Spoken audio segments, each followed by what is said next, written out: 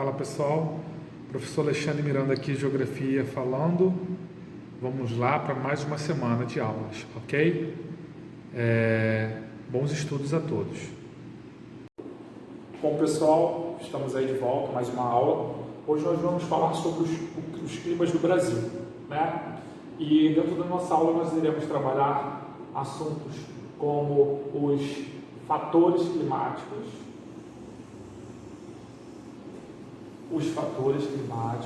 e suas interferências no clima. Fator climático: latitude, altitude, continentalidade, latimidade, massa de ar, correntes marinhas, El Niño e La Niña. Iremos falar também dos elementos climáticos. Tá? Quais são os elementos climáticos? Temperatura, pressão atmosférica, umidade, precipitação e vento. E aí eu começo a nossa aula fazendo a seguinte indagação: qual a diferença entre tempo e clima? Entre clima e tempo. Tchau, vamos lá? 3, 2, 1. Qual a diferença? Bom, quando a gente está falando de tempo, a gente está falando da condição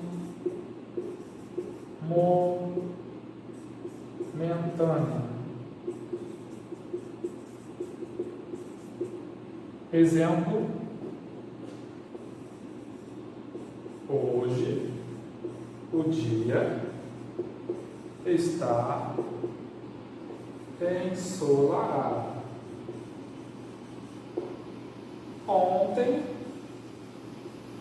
estava chuvoso. Ou seja, hoje, como é que o dia estava hoje? Como é que o dia está hoje? Hoje o dia está ensolarado. E ontem, chuvoso. Não foi uma condição momentânea? Já o clima é análise de vários anos, no mínimo 30, para você determinar o clima de uma determinada região. Exemplo: o clima do Brasil é tropical. Ou seja, tempo e clima é a mesma coisa? Não. Tempo e clima são assuntos totalmente diferentes um do outro. Bom, e a gente vai lá para falar dos fatores climáticos. Pessoal, os fatores climáticos são a altitude, latitude, umidade do ar, continentalidade, maritimidade, massa de ar, El Niño e La Niña. Quando a gente fala de altitude, eu estou falando da questão da altura do meu relevo, tá? Deixa eu só pegar aqui. Vamos salvar. Então, quando eu estou falando da altitude,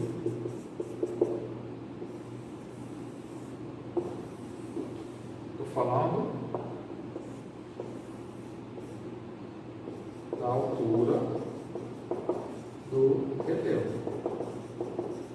Na altitude, quanto maior for a altitude, menor será a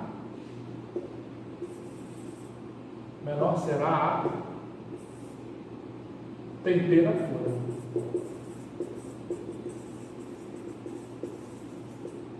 Tá? Quanto maior for a minha altitude, menor será a minha temperatura. Por exemplo, eu tenho aqui o ponto A e o ponto B. Aonde eu tenho a menor temperatura? Eu tenho a menor temperatura aqui ou a menor temperatura aqui? Quanto maior é a minha altitude, menor a temperatura. Ou seja, quanto maior é a altura do meu relevo, menor é o que? Minha temperatura. O ponto B é onde eu tenho uma temperatura. Por exemplo, aqui eu tenho uma temperatura de 25 graus Celsius e aqui pode ser que eu tenha uma temperatura de 10 graus Celsius. Entendeu? Então, quando eu falo de altitude, eu estou falando de altura do meu relevo. E assim que ela influencia o clima da minha determinada região. Tá? Quando a gente fala de latitude, aí já estou falando aqui relacionada às zonas térmicas da Terra. Estão vendo aqui? As zonas térmicas da Terra. Quais são as zonas térmicas? Zona polar do norte, zona polar do sul. Zona temperada do norte, zona temperada do sul. E a zona tropical. Quando a gente tem aqui a questão das zonas térmicas, tá? A gente tem como base o paralelo do Equador. Tá? Porque o paralelo do Equador, pessoal, é a área da nossa superfície terrestre que recebe a maior incidência de quem? De quem? De quem? De quem? Do Sol. O nosso paralelo do Equador recebe a maior incidência de quem? Do Sol. E o Sol, ele atinge com mais frequência qual área? O Sol atinge com mais frequência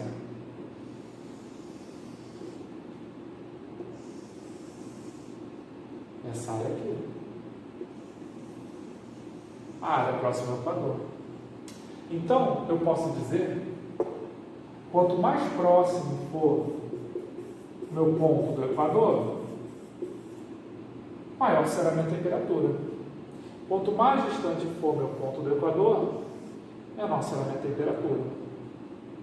Então, se eu estou situado aqui e aqui, aonde eu tenho a menor temperatura? A menor temperatura está aqui ou aqui? A menor temperatura está aqui, no ponto B. Porque quanto mais distante for o meu ponto em relação ao Equador, menor será a minha temperatura. Então, pessoal, a latitude, ela está direcionada a quem? A latitude, ela está relacionada, o ponto de referência que a gente tem para a latitude é o Equador. Quanto mais distante for meu ponto do Equador, menor será a temperatura. Quanto mais próximo for meu ponto do Equador, maior será a minha temperatura. Porque, como eu falei, é nessa área aqui do Equador onde a gente tem a maior incidência aqui de luz e calor de quem? De quem? Do Sol. É nessa área aqui que a gente tem mais luz e calor do Sol. Já nessa área aqui, a área mais distante,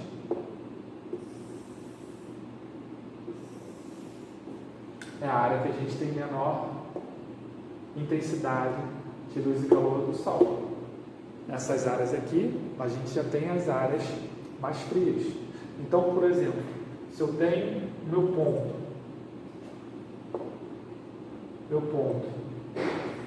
aqui, ponto A, e meu ponto B, aonde eu tenho a maior temperatura? No ponto A ou no ponto B? A maior temperatura está no ponto B. Porque quanto mais próximo eu estiver do Equador, maior será a minha temperatura. Então, pessoal, digamos que aqui a temperatura esteja uns 38 graus Celsius.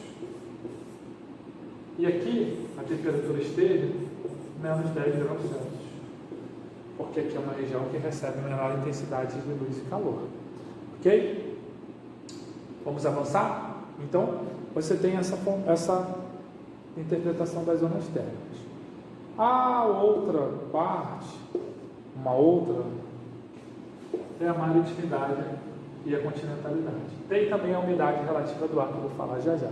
Não, vou falar agora da umidade, né, para a gente não se perder. A umidade, pessoal, ela é sentida, ela é mensurada em porcentagem, tá? A umidade relativa do ar, ela vai de 0 a 100%. Em áreas próximas, áreas litorâneas, tende a ter umidade relativa do ar maiores. O ar fica mais úmido. O ar fica mais seco em áreas distantes. Por isso que ela está aqui, esse tópico aqui, ele conversa muito com esse tópico aqui de continentalidade e maritimidade. Porque como é que eu posso entender a maritimidade e a continentalidade aqui? Por exemplo, eu tenho a minha área, aqui, digamos que é o continente, tá? Digamos que aqui eu tenho o oceano. Nessa porção aqui, o continente, pessoal, tende a ter uma influência da maritimidade. A maritimidade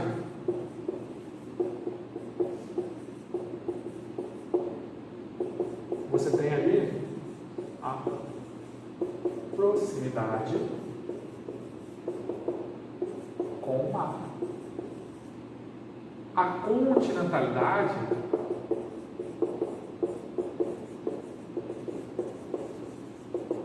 você tem o distanciamento do mar. Então, a continentalidade ela representa a distância com o mar. Isso interfere aonde?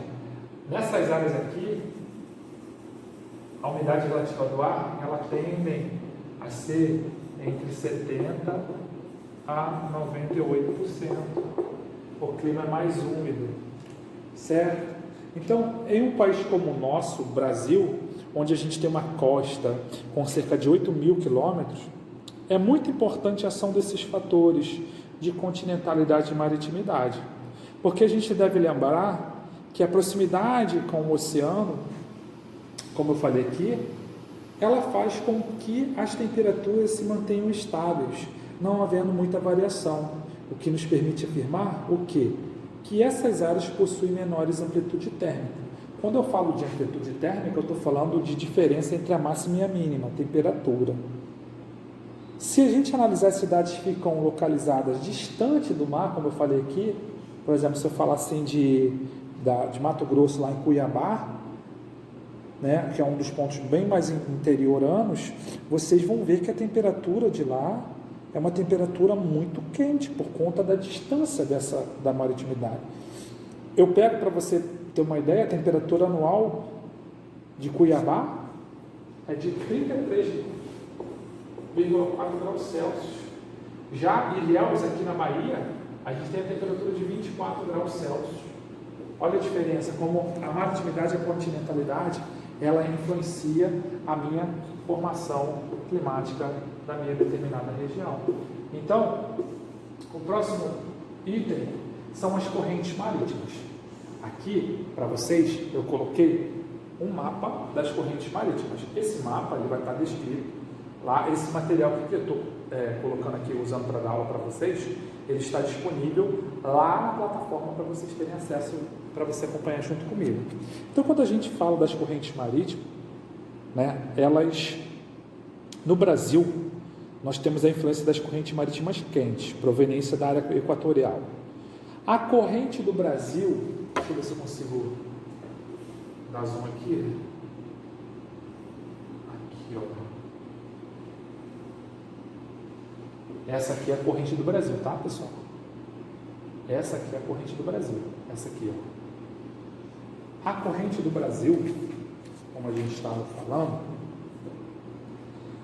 a corrente das Guianas, aqui é a corrente das Guianas, ó, e a corrente sul equatorial, ó, corrente do Brasil, corrente das Guianas e a corrente sul equatorial, elas influenciam a temperatura do Brasil.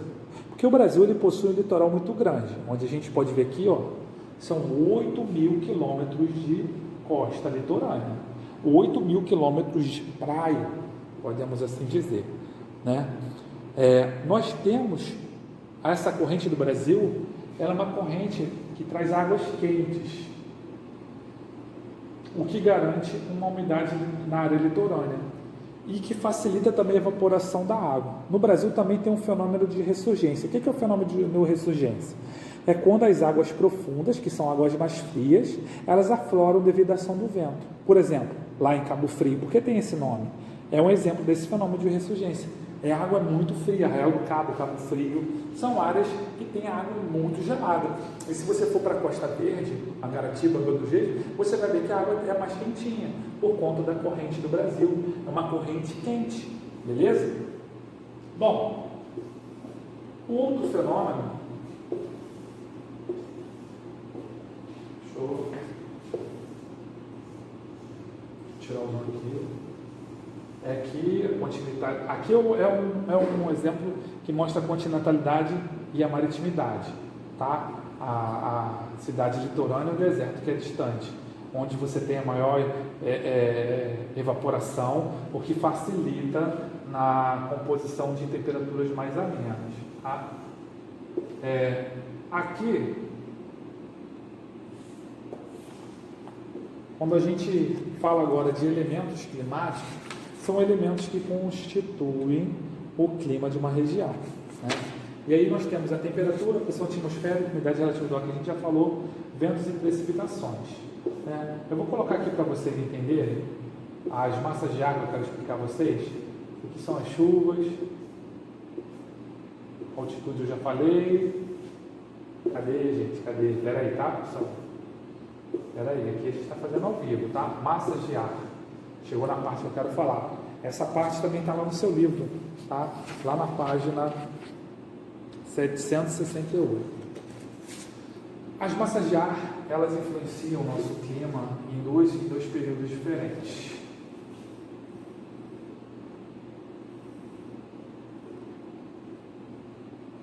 Calma aí. No inverno, a gente tem a influência da massa equatorial continental, da massa equatorial atlântica, da massa tropical atlântica, massa polar atlântica e massa tropical continental. Isso no inverno. No verão, a gente tem influência da massa equatorial continental, equatorial atlântica, tropical atlântica e tropical continental.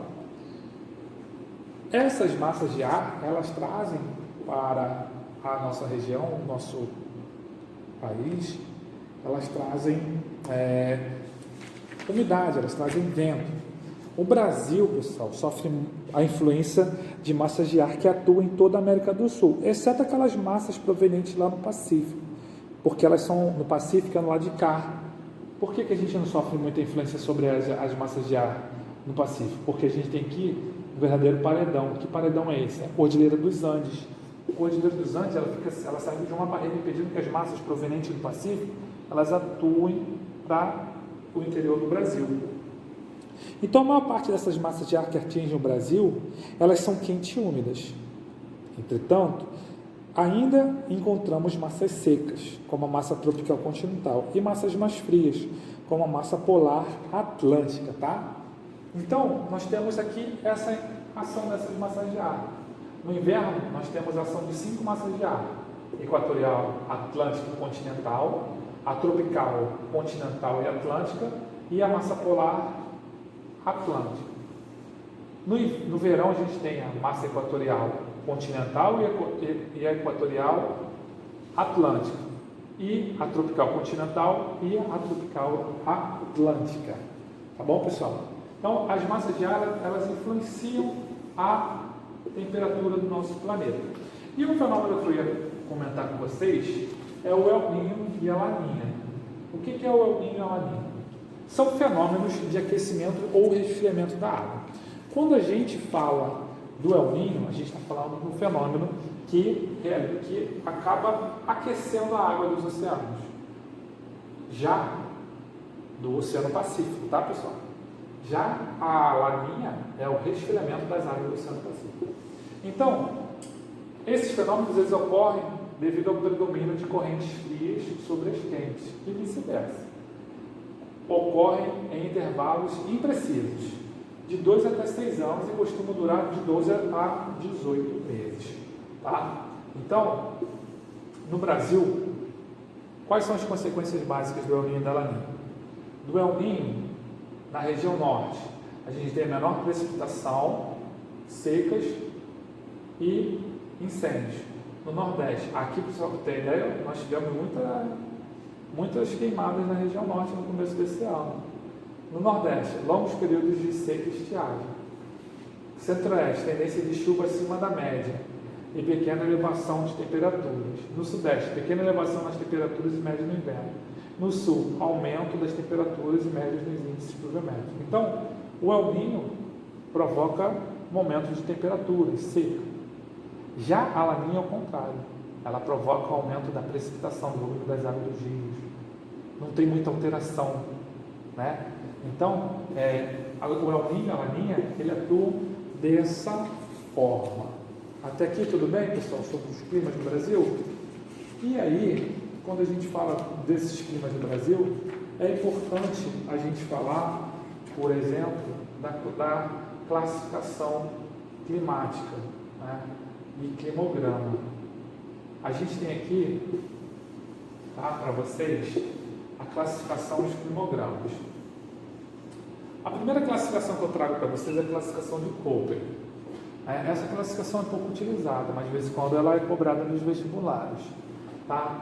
Onde nós temos essas letrinhas. A mais utilizada é essa, a de Stryer, tá? Que classifica em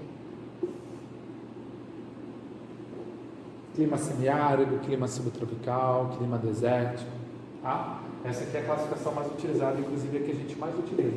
A classificação de Köppen já é mais difícil, tá? Ó. Primeira letra, característica do clima.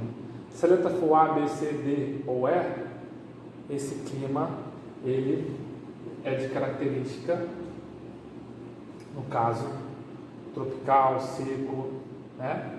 Se a segunda letra for S, W, F, M, S, W, tem várias classificações. Mas o que a gente usa mais, pessoal, é essa aqui, a classificação de Köppen, onde nós temos aqui, ó, as áreas de floresta tropical úmida, as áreas equatorial, subtropical, temperado, mediterrâneo, tá? E aí a gente tem um climograma, pessoal.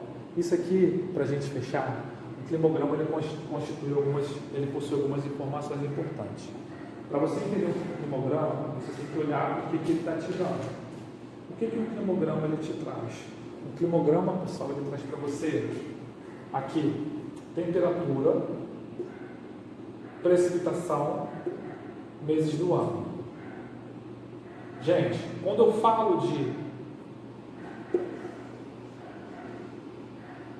falando de temperatura, eu tenho que olhar para o lado esquerdo.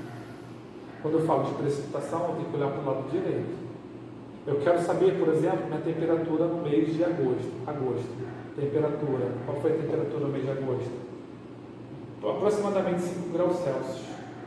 Qual foi a minha precipitação no mês de agosto? Aproximadamente 40 milímetros. Por exemplo. Deixa eu ver esse aqui. Esse aqui é um mapa mundo de clima, na classificação segundo nosso amigo Stryer, tá? Aqui, como eu falei, a gente tem clima equatorial, clima subtropical. Aqui tem os climogramas de cada região. O climograma do clima tropical e equatorial. Esse tipo de clima, geralmente, é característico de áreas que se encontram em zonas intertropicais, situadas entre os trópicos de Câncer e o trópico de Capricórnio. Apresenta o clima tropical úmido e tropical continental. Principais vegetações são as florestas e savanas. Esse clima aqui, pessoal, ele é característico de ter uma pluviosidade muito grande. Tá vendo aqui, ó, no quadrinho aqui? Olha só a quantidade de chuva que teve nesse clima aqui do Amazonas, tá? Clima equatorial, olha aqui.